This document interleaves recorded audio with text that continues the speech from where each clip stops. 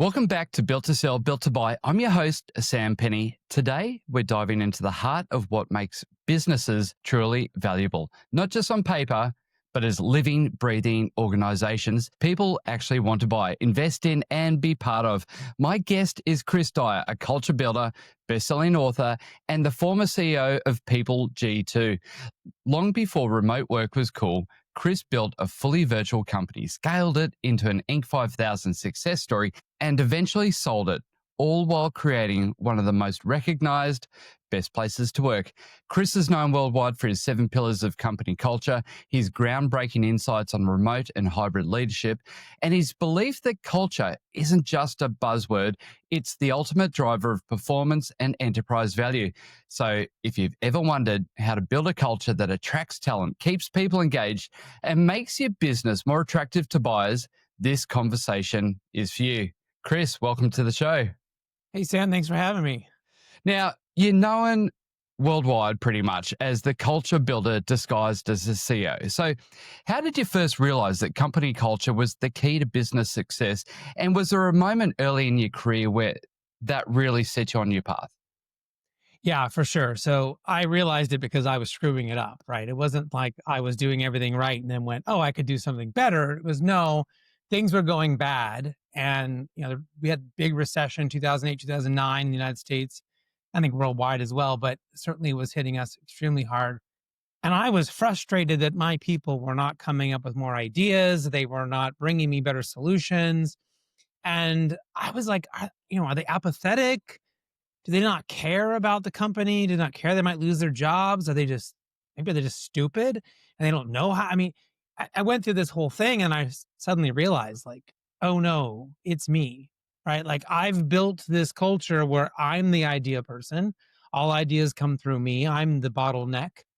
And they weren't really taught, incentivized, and really kind of guided into that process of how do you think strategically? Do we reward that kind of thinking internally? And so I kind of really set out to change the culture. Um, Honestly, that I didn't know what else to do. Like I tried everything else and I'm like, maybe we just make this a lot better place to work. We really focus on our people first. And it was just shocking, like within just even a month of working on that, how much just you could just feel the shift from everybody, right? And you could feel how much better the ideas were and how people showed up to work differently. And I was hooked. As soon as that happened, I'm like, that's it. I'm not helping in sales, I'm not helping in marketing, all I'm focused on is the culture every single day. And I never looked back. So you famously took your company, PeopleG2, fully remote. 2009, middle of the GFC, the global financial crisis. And this was really long before remote working was pretty much mainstream. So what drove that decision and how did that experience really shape your whole approach to leadership and culture going forward? Well, once we started working on the culture and realized that we needed to do something different, that was one of the big ideas that came out of that is how do we save the company? And it was, well, if we send everybody home, we'll save on them. Our lease just happened to be coming up. It was going to be to renew. We can remove all the phone costs and the lease costs and the food costs and all those things and send everybody home, thinking this was going to be a temporary solution, that we would do this for months, a year maybe, and then we would all come back together when things got better. Within 2 weeks of doing this, every single employee had sent me a note or called me and said, I love this. Please don't ever make us come back. I'm so much more productive. I get so much more done. I can think they were just blown away at like the difference in a positive way. Not everything was perfect, but they were on board and really happy to kind of do that. And then we were like, cool, this is the way we're going to operate. We're not going to tell anyone about this because to your point, it was not cool to be remote back then. If you were either a startup or you were some scam operation, if you were all remote, this was not something that people did. And we had to figure out like, how do you put together a business with shoestrings and duct tape? We didn't have all of the cool tools we had now, right? Like my people use Skype to make their phone calls. The olden days. The olden days, right? And freeconferencecall.com to like have our team meetings. And, we found all these little tools that were very, early adopters of this kind of working, and figured it out, and then eventually we figured out so well that when people were asking us for help, during COVID, I did 200 trainings for companies that were just, how do we do the remote thing? How do we even communicate? How do we meet? And we had, years and years of data and experiments to be able to come back and tell them how to do it. You developed a framework which you call the 7 pillars of company culture. For the listeners, can you just really explain what that is?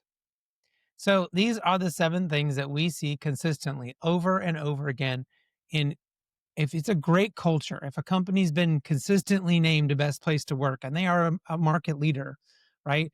We figured this out on our own. We went back and tested this with hundreds of other companies.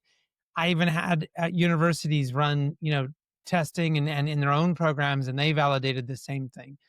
And that was, if you're good at these 7 things, you're going to have a really great culture. It is impossible for you to be good at these things and not, for your people not to be happy, for you not to have high performance, high productivity, and high profits. Where we see people having a problem when they are, maybe not quite hitting the marks or not quite keeping their best talent. One of those 7 is messed up. So the 7 are, in no particular order: transparency, positive leadership, how do you deal with mistakes, measurement, listening, and recognition. You have to be good at all 7 things. So, can you unpack some particular elements that really affect an organization the most out of those 7? So I always start with transparency, because we, as leaders, often make a big mistake of not sharing more information with our people. In fact, I believe we should share as much information as we can to really help them. So when we do that, they fill in the gaps with the right information. Okay. Our brains do not like not knowing things or having this sort of like inconsistency existing. So if I understand like 10% of the story, the first part of the story, and maybe I understand the last 10%, our brains don't go, I'm cool not knowing the rest of the 80.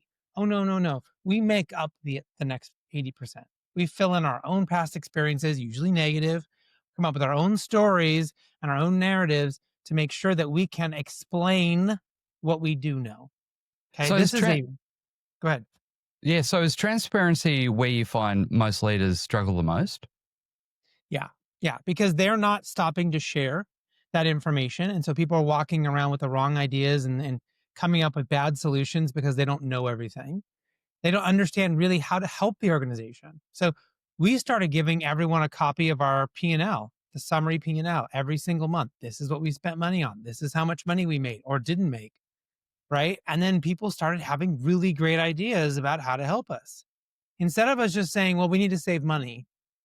Well, what does that mean? We got to save money. We buy less pens. Like, where are we spending the money? How does that, where can I actually make an impact for the organization? So sharing as much as we possibly can.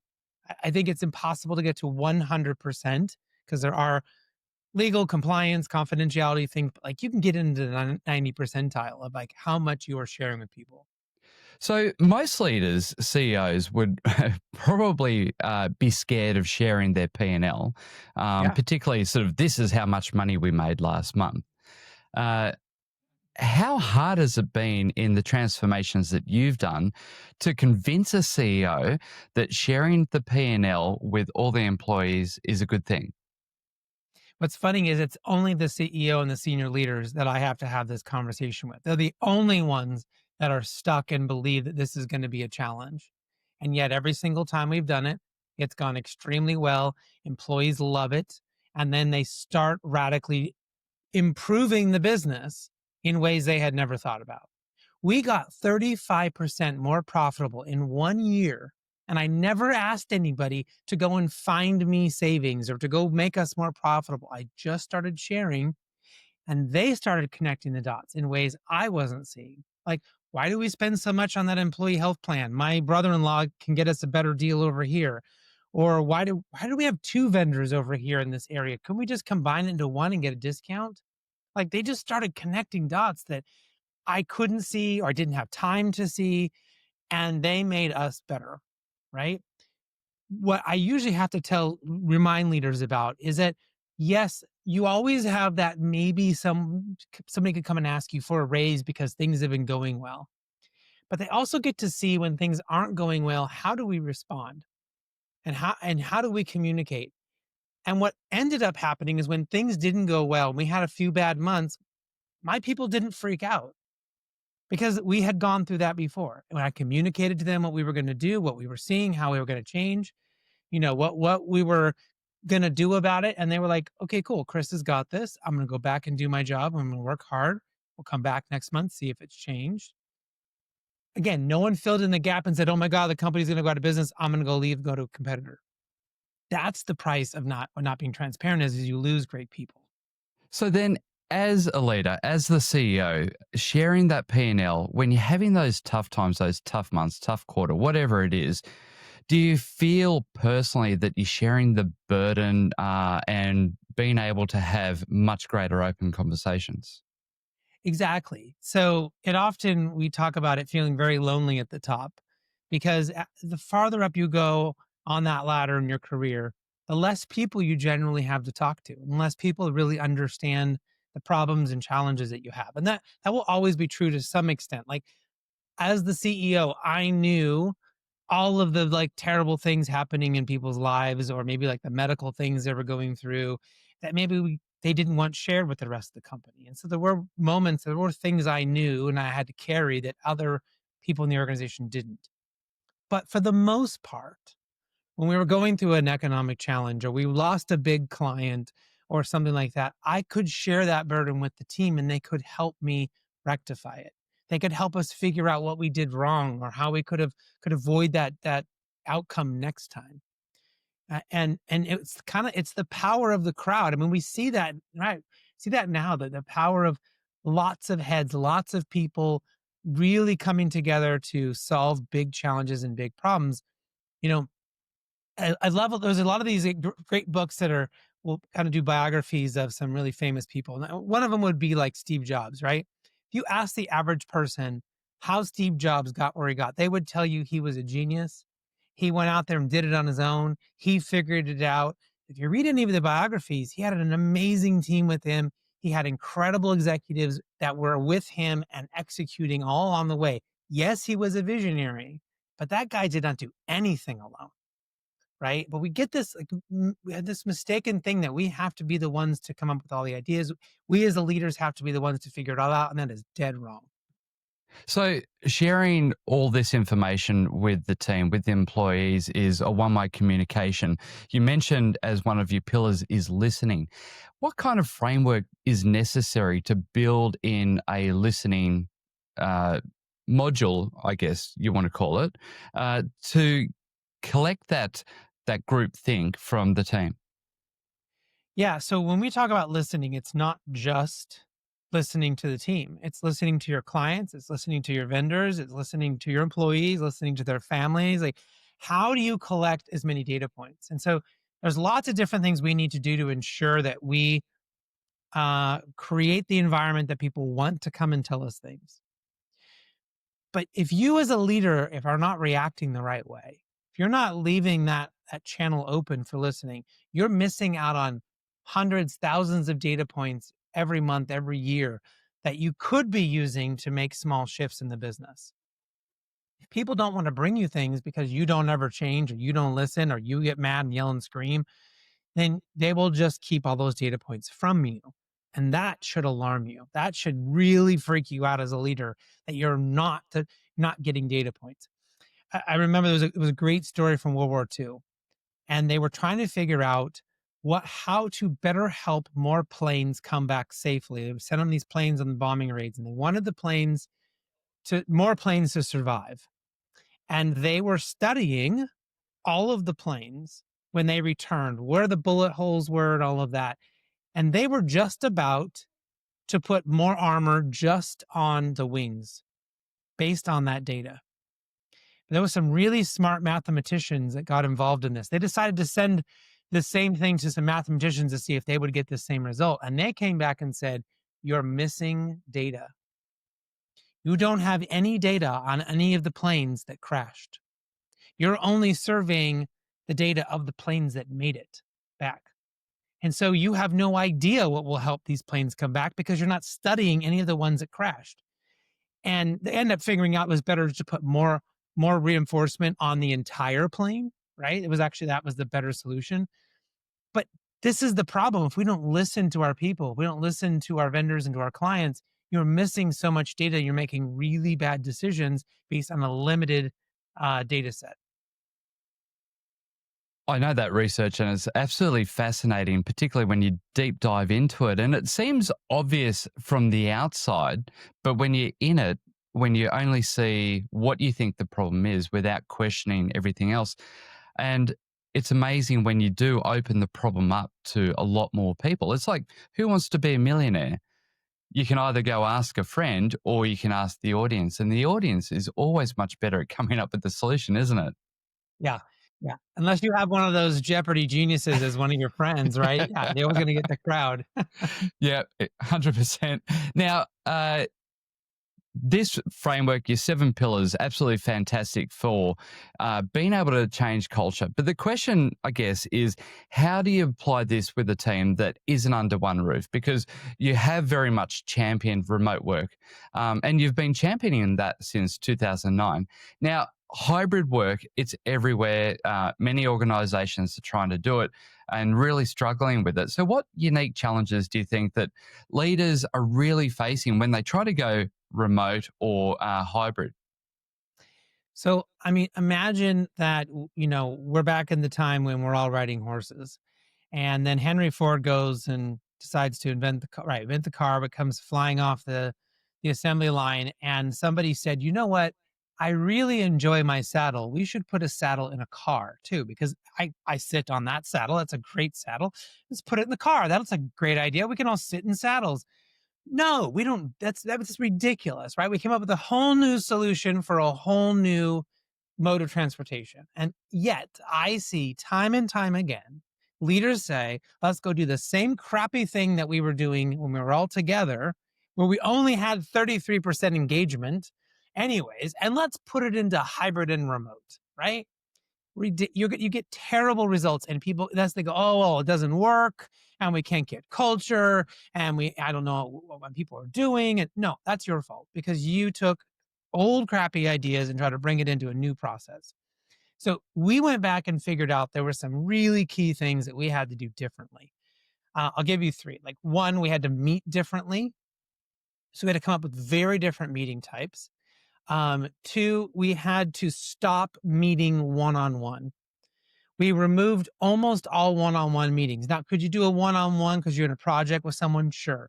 Coaching, HR issue, yes. But we got rid of the managers having these one-on-one meetings every week with their 10 direct reports, trying to talk to them about stuff because that doesn't work. Because there's no visibility to that. We don't know if it's really happening, and decisions move slowly. Hybrid and remote work actually allows you to go faster. And we can be communicating in Slack and Teams and moving quick. And we should be talking in our teams. We should be having group meetings, team meetings, project meetings as our default so that we go faster and create more transparency, more clarity, and are more accountable to one another. And so when we did that, and then we added in a third thing, which was called bonding, which is how do we really connect with our people at least once a day, having a really meaningful way for us to understand how are they doing and are they okay? That helped us really level up our ability to connect and have a good culture inside the organization.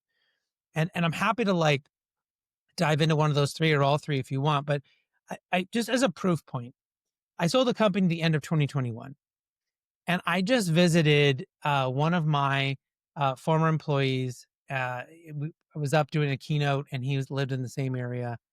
And we went out to dinner, and we were hanging out. And after dinner, we went to some drinks, and he said to me, I'm still mad at you.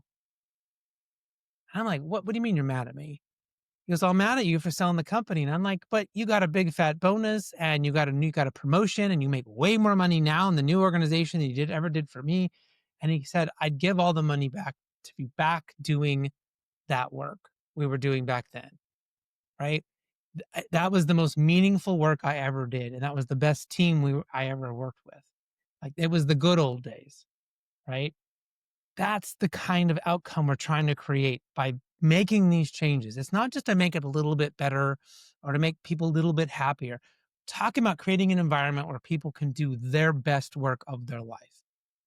So, one of the greatest concerns I see of moving to a hybrid or fully remote workplace is trust. And leaders often have trust issues in someone who's at home working. How do you overcome those trust issues? Well, they probably need to go to therapy first, but I always say what you focus on grows. So if you want to walk around focusing and being worried about all the time about whether or not they're doing enough work and this and that, that's what's going to happen. That's what's going to get bigger. I guarantee it. But if instead what you focus on is rewarding those people who are doing a great job, who are meeting their goals, if you're worried about making sure it's very clear about what you expect from them, what their output should be, what their goals should be, all of that, if you're focused on those positive things and you are calling those people out doing that amazing job in front of everybody, that people will level up to that. But if you go around going, I wonder, is this person really in the office at 4:58 on a Friday? Like, did they really start their work at by 9:01? Were they working on a Monday morning? Like, if that's what you're worried about, and maybe we're going to install a software to keep track of people and see what they're doing, you're just going to get passive aggressive teenagers basically as employees. You will. And I was like, listen, you got to come in at 9:05 because go drop your kid off and whatever. I know you'll work hard. I know if I need you to, get a little project done this weekend or work till 5:05, if I occasionally need you to help me a little with something extra, I know my people will do that. So I'm not going to worry about 5 minutes here or if the lunch was 65 minutes versus 60 or what. That was only going to create problems for me. I had thousands of people. I never once had an employee we ever had to fire because they weren't working or they weren't doing what we expected. Now, did they not meet their goals? Were they not performing? Yeah, we had those problems. And we maybe let people go if they couldn't get there. But it was never because someone was on the couch eating bonbons, all day and not working. It just didn't happen. So, the mindset shift of getting people to, clock on, clock off, which is so typical of a workplace, a physical workplace, creating a structure where everybody's measured, everybody is accountable. How hard do organizations find to put in a structure where everybody knows exactly what's required of them and a measuring framework? Yeah, I mean, it's a process, right? I mean, this is not something that you just flip a switch one day and it's all magically figured out. I mean, we have to go team by team. I mean, you got to start at the top of what is it we expect for our company? What is our big, hairy, audacious goal? What is our realistic goals, this year? What does that mean for every team and every leader? And then what does that mean for every person? And we got to work it down and it's got to be figured out. And then we've got to really bring that to light. That's part of that transparency. If you and your boss are the only two people that know what your goals are, that is not going to work. Right? As a boss, you want everyone on your team to know everyone's goals. And you want every team to know every other team's goals. Because then again, we can be more accountable to one another. We can help one another.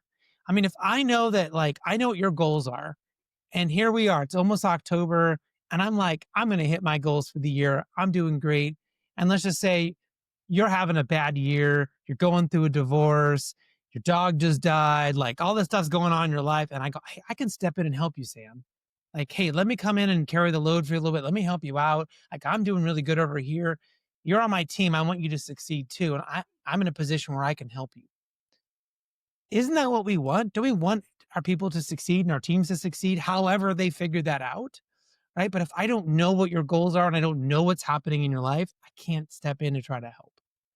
And that's how we have to do it, one step at a time, 1% better all the time. Now, I heard that you reinvented how meetings work, particularly at PeopleG2, to suit this framework that we're talking about now, remote teams. You have meeting types like cockroach, there's tiger team, feed forward instead of feedback. Explain to me what these strategies are. What do the meetings look like? And what is this feed forward instead of feedback framework that you talk about? You want to start with feed forward? So Yeah, this let's is do that. actually something I learned from Marshall Goldsmith, who has been a mentor to me. He's a famous speaker and author. And one day he just said this to me, and I was like, "I'm sorry, say that again. What did you say?"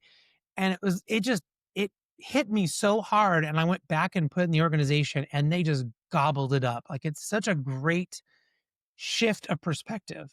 So if let's say you and I are on a team together, we're in a meeting, I'm your boss, and every time we have a meeting, you won't shut up, right? I can come to you and say, "Hey, Sam, I want to give you some feedback. Like, you're talking too much in the meetings. You keep interrupting Sally. She's getting frustrated. And what are you going to do? You're going to be defensive.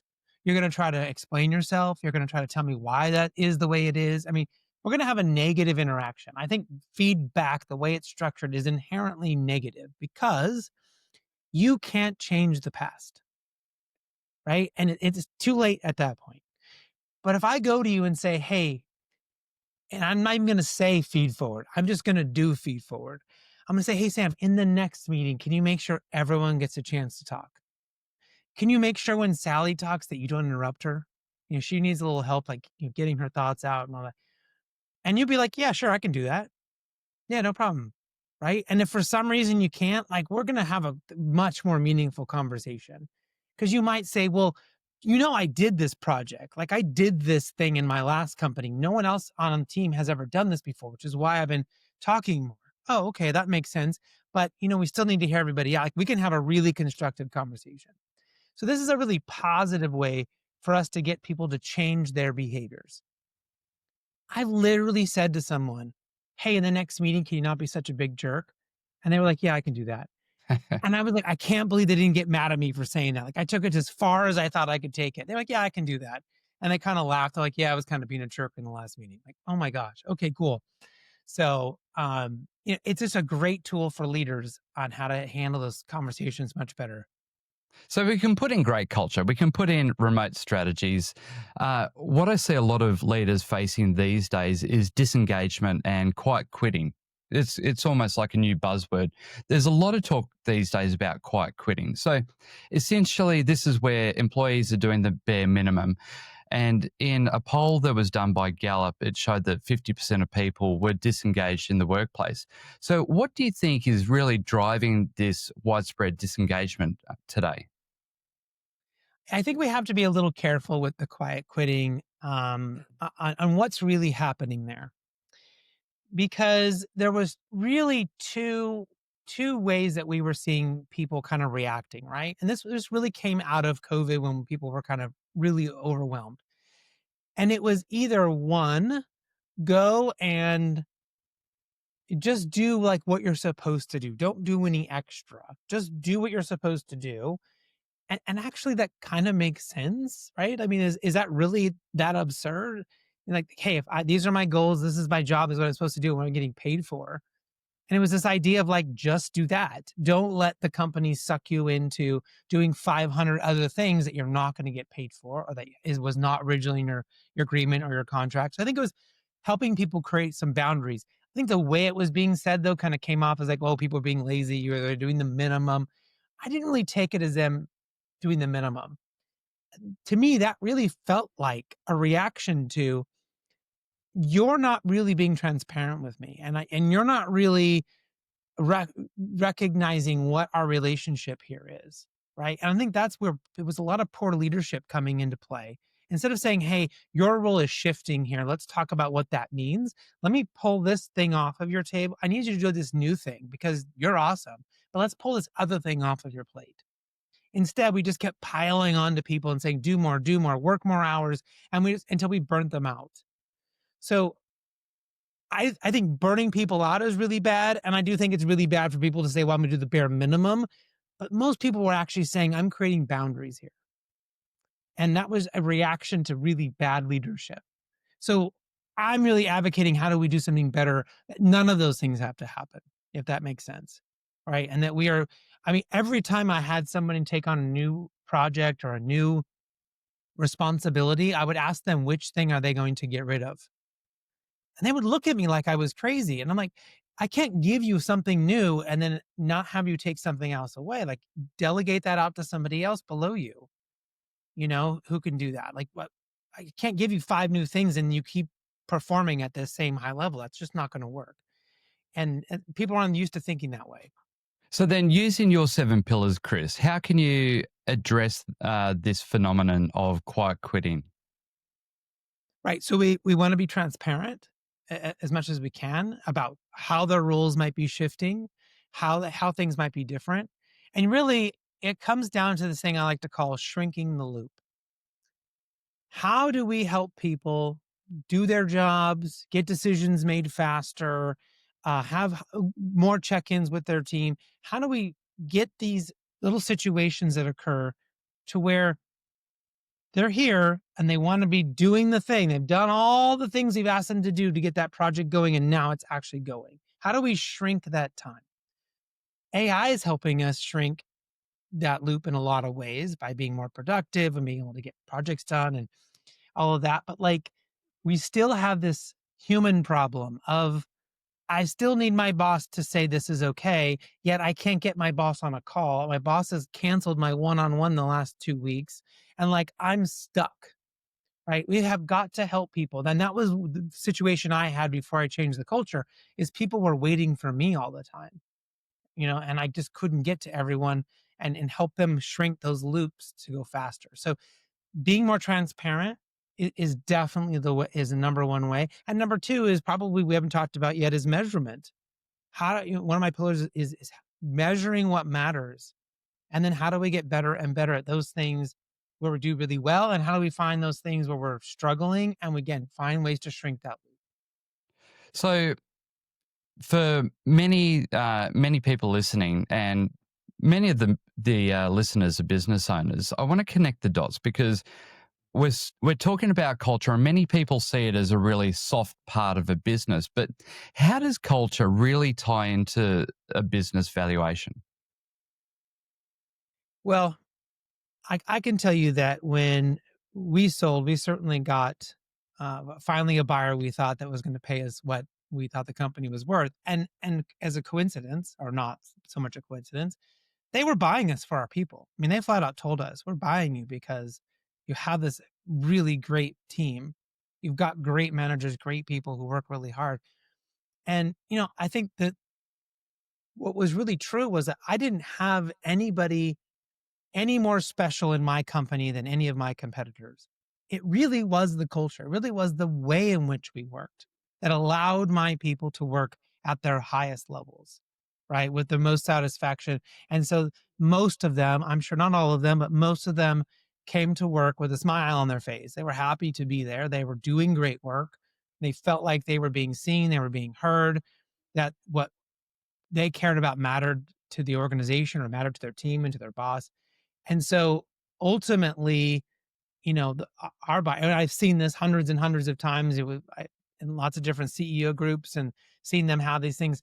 When their culture was not good, not only did they have a hard time selling, but then like when they bought, things didn't go well and they end up not making as much money because it usually like an earn out based on performance. And if like you remove the leader and then the company just crashes and burns, that can really impact your exit as well. So then, uh, what do you see as some of the biggest red flags in the culture? Because you've worked with a lot of different organizations, and is there always a recurring theme of red flags? Certainly the red flags are a little different, but I would say one of the big red flags we're seeing right now is that if people are having the same meeting over and over and over again, and they are also at the same time complaining they don't have time to get their work done. Okay.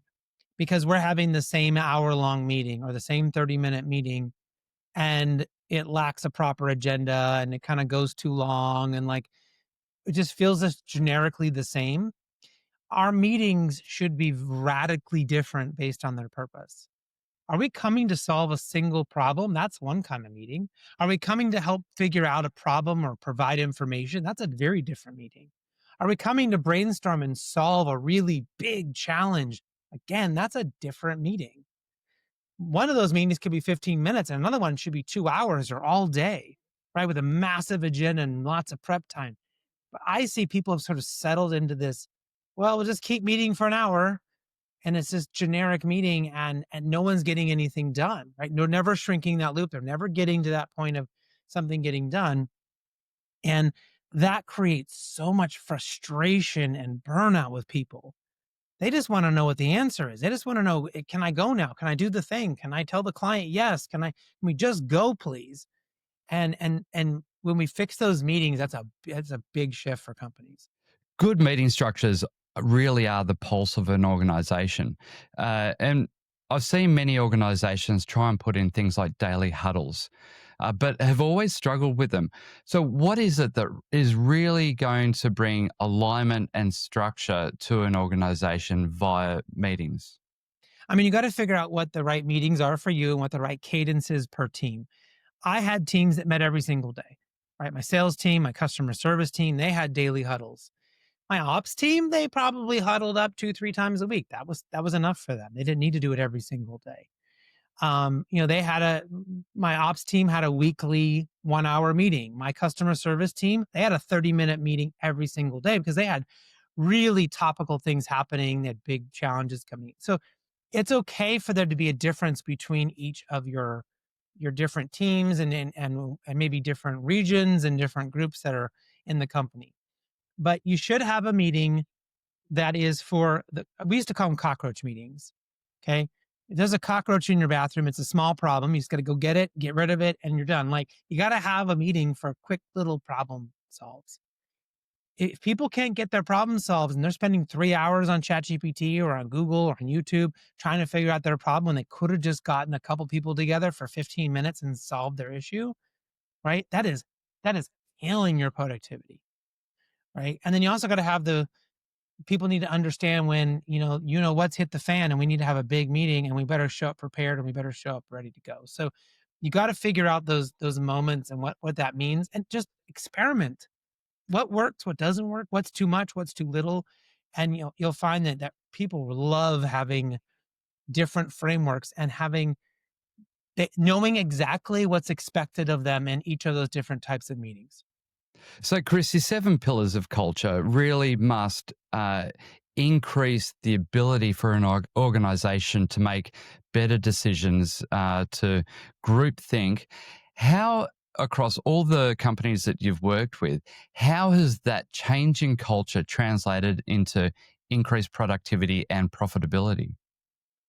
Yeah. So what we see is that, pretty quickly people are able to be in less meetings. I mean, I've talked several times about how do we do less meetings, get rid of one-on-ones. We're giving them time back, number one, to actually get their jobs done.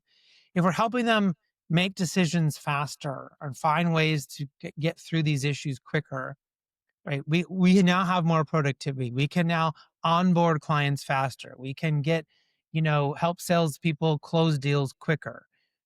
Those things all directly translate into us reaching our goals, for the year as an organization or as a team. I remember my customer service team, they were doing pretty good. Like we had an NPS score of like 41, which in our industry was in the top 2 or 3. Car dealerships would love a 41. Now there are other, other industries where it can be higher. And we said, I just want you guys to go and meet every day and think about how we can get our customer service 1% better. Just think about it and just what little tiny things can we do? And within 6 months, we were at 80 NPS score. And within a year, we were at 93. And I didn't tell them how to do it. But when you start retaining your customers, when you have that high of a customer satisfaction rating, you don't lose customers. Right. And so that had a massive impact on our productivity and our performance and them making referrals in and all of that. Like if they loved working with us, they were going to tell all of their friends about us. So all of that was all culture related. So, we're talking obviously about the current challenges that a lot of the businesses are facing and the work that you've been doing with your clients. I want to now change gears a little bit, Chris, and talk about the future of work and particularly the impact of AI, because we're in certainly quite a state of flux as many organizations and leaders try to understand how AI is going to affect them. And a lot of employees nervous about how AI is going to affect their role, their job. Are they going to have a job in 1 year, 3 years' time? So, with tools, AI tools like ChatGPT, for example, that are rapidly changing how we work, how do you foresee leadership and workplace culture evolving over the next, say, 2, 3 years, or even 5 years? And are you optimistic about AI's impact on how we're going to communicate and collaborate at work? Yeah. So really leaders' jobs are gonna, if you just think back a little bit, it was about going through a pandemic. And then it was about, people not turning off. It was overwork and burnout and all of that. That's kind of in the mode we're in right now. It's what it's changing to. The next thing that we have to worry about is it's going to be our job as leaders to help people deal with all of the massive change that's occurring. So, empathizing with the employee and keeping humanity really at the center as we adopt more AI, how can leaders really balance leveraging AI? Because it is fantastic for efficiency. But how do you balance that with maintaining trust, empathy, human connection, all those kinds of things that are so essential in a team? We have to have one source of truth that we have to be very open, transparent, and keep the things that we are changing in one spot so people can understand that. Change is going to happen so much faster that people will need like, where's that source? So I know what we've changed, what's still the same, and all of that. We also need to think about people's jobs being on a lattice, not a ladder, right? So if you've ever seen in the garden those little lattices that, you know, people can go up and they're going to be going sideways, they're going to go down and they're going to go diagonal. And that's going to be the new thing that we need to think about doing with people in their careers. It is not climb up the ladder to the top because AI is going to come in and be disruptive. And we're going to say, well, geez, now we have all these new technologies. We don't need as many people over here, but now we can shift and do more of in this other area. And so we need people to be able to shift from, let's say, less customer service to maybe more customer onboarding, right? Maybe that's the new place where we really need that human element. And so again, that's helping people change because they got to learn new jobs and have new functions and all of that. So that's really going to be the core exercise of leaders, right? Is to be really focusing on that change and being highly communicative and making sure people understand it. All right, Chris, time to put on your futurist hat. What's your big vision, do you think, for the future of work and company culture?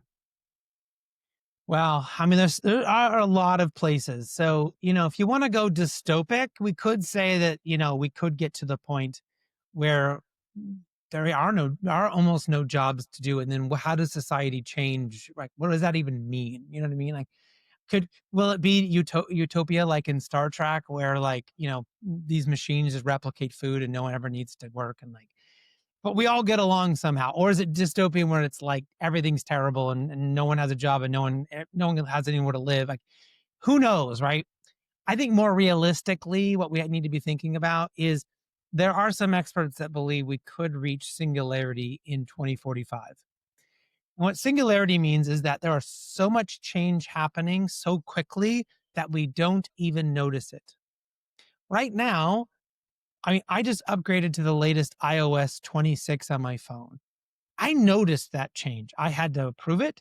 I had to put it on. It was totally different. I had to make a bunch of setting changes. I had to learn how to use the phone differently. I know that I noticed the change. But by then, it might just be you wake up and your phone has made a bunch of micro changes that you don't even know, and you don't even realize that there's new functionality. You don't realize you could use it differently. Like it just keeps happening. Imagine if your car just updated when you were asleep and like made changes, and like suddenly the dashboard was different. Like that could be a real reality, right? That there's so much happening. What does that mean for work? What does that mean for engaging our people? Like if we don't even know what the AI is doing in an attempt to help us, right? That is a real concern that could happen in our lifetimes that we're going to have to really face. So, okay, let's go 10 years into the future, Chris. What do you hope, Chris Dyer, what do you hope is going to be different about the way that we work but also the way that we lead? I do hope that we can have a much better balance of work. We should be able to say, listen, it's going to do more work for us. And so we should be able to pay everyone the same and they only work 4 days a week. I mean, that would be a nice alternative, right? And maybe we as a society say, maybe that extra day should be for something more noble, like helping your community or volunteering or taking care of somebody. You're like, maybe we could use that extra day for something to make the world a better place. Maybe that's the trade-off, you know? That's what I would love to see.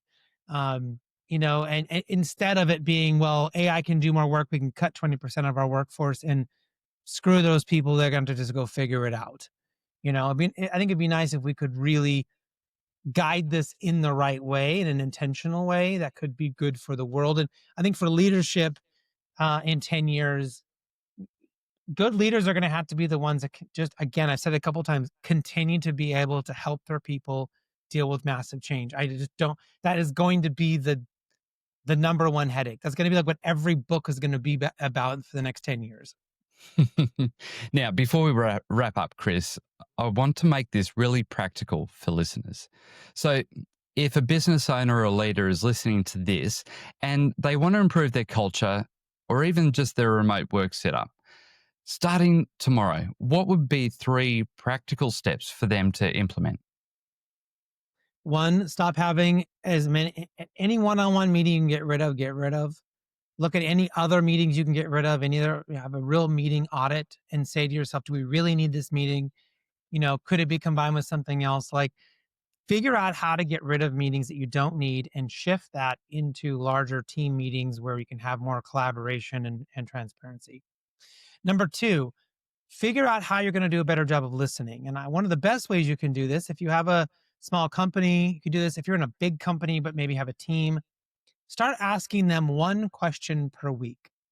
Just one question, like, who's doing a great job for us? Or what resource don't you have? Or how am I, as your boss, getting in your way? Like, ask them a question, get the data back, and then go back to them within that week and say, this is what I heard, and this is what I'm going to do about it, and actually do something about it, right? That's how you listen and make changes, and people will start to get in the habit of coming to you with really important things so that you can make important shifts to make the work better.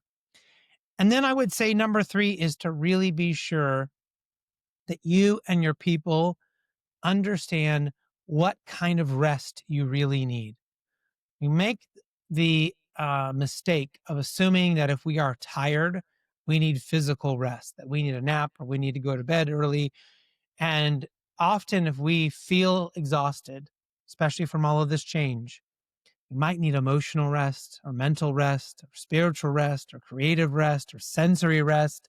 It may not be that we just need a nap. And that's usually what people go and try to do, and it doesn't work. And we see our people getting burnt out and frustrated. They might just need a different kind of rest. And it's going to be your job as the leader to help them figure out what that is. So, then what does the next 10 years look like for you? Well, I hope it's filled with working with cool clients and talking on stages and being able to deliver this message. I'm just kind of taking it on my shoulders that I want to make sure that people understand you can create an environment where people do the best work of their lives at your company. That is possible. And if I can help a few more companies, 100 companies, 1,000 companies figure that out, that's what I hope the next 10 years is all about. What is the ideal client for you? Well, let's see. They have employees. they they care about that outcome, that culture, and I think that they really want an organization that is human centered, right? This human centered leadership, human centered approaches. That it's not that we're just going to somehow forget all that stuff and just have the best piece of software or the best widget. It's that no, we're going to be the best company, and I think we certainly see that There's great examples, Apple, Google. I mean, we see that when they really wanted to be the best company, make a big change. It wasn't just about the things that they sold. That mattered, and that's where the culture came in. Chris Dyer, thank you so much for sharing what I reckon is such a powerful insight. What I love about your message is that it makes culture practical, something any leader can work on starting today. Now, Chris, for those listening, remember this: a strong culture isn't just about making your team happy, it's about driving performance, boosting valuation, and building a company that people want to buy and employees want to stay with. Before we wrap up, I'd love to hand it over to you. For listeners who want to go deeper into your frameworks, tune into your podcast, or get hold of your books, what's the best way for them to connect with you and follow your work?